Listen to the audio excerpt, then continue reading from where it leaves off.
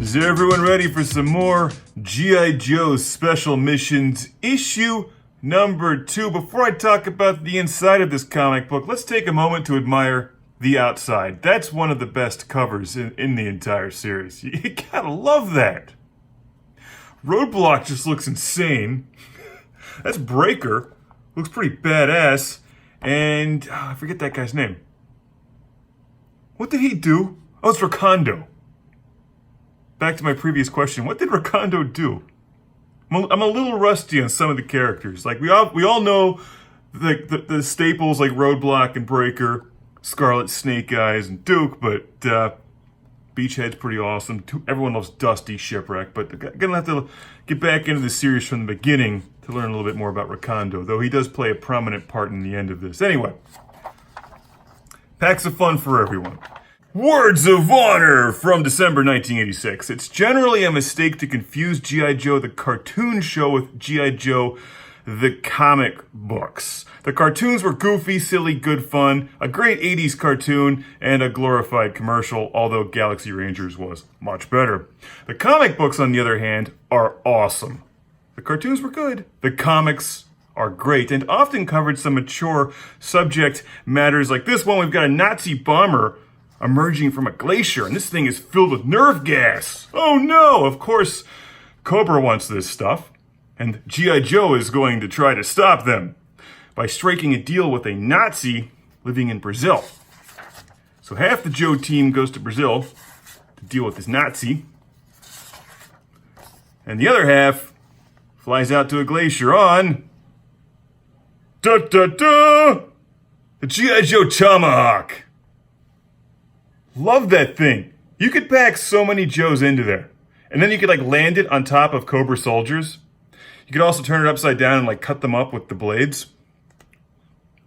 It's like a secret special move that the Joes had. Most people didn't know about this. Maybe only I did it. The only one that had like the tomahawk, flip upside down. Run away, you stupid Cobras! Alright. Back to the storyline. So the other half of the Joe team, Alpine and Airtight, I think, are rappelled down to the side of the... What was Airtight's job? See, here's another one I forget. I had him. I thought they always had the same outfits. Like, they never change outfits.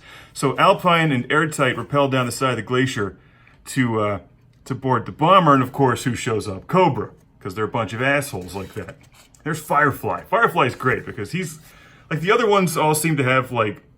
I don't know, just some sort of demented, like, we're just evil because we're evil, whereas Firefly, like, seemed to have, like, a purpose. He was a businessman. He was a mercenary. Let's get past the Brazil stuff and go back to the glacier stuff is really cool.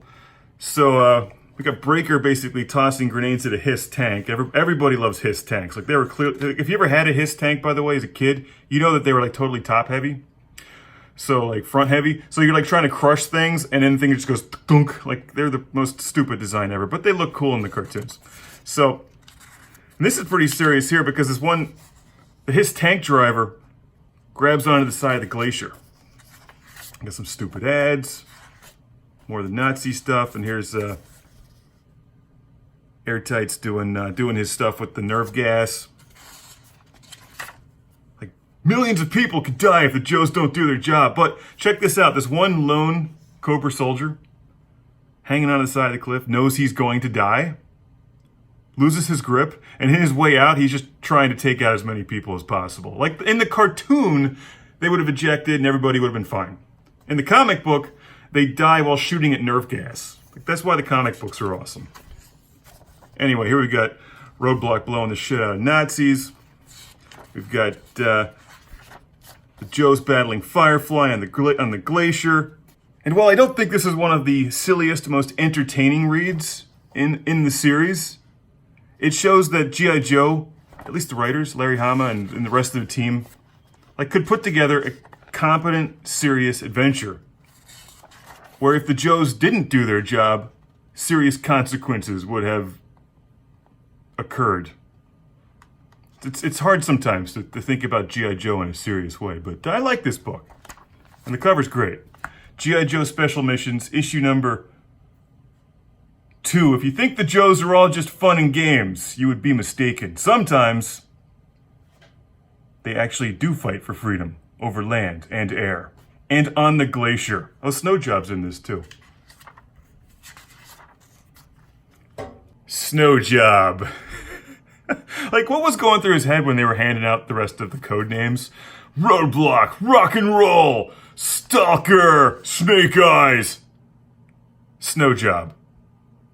Don't accidentally misspell that one. I mean, if really, come on, if they're gonna go that route, go all the way. Mom, Dad, I want. Oh, never mind. Sorry. Am I the only one that thought that? Come on. Surely I'm not.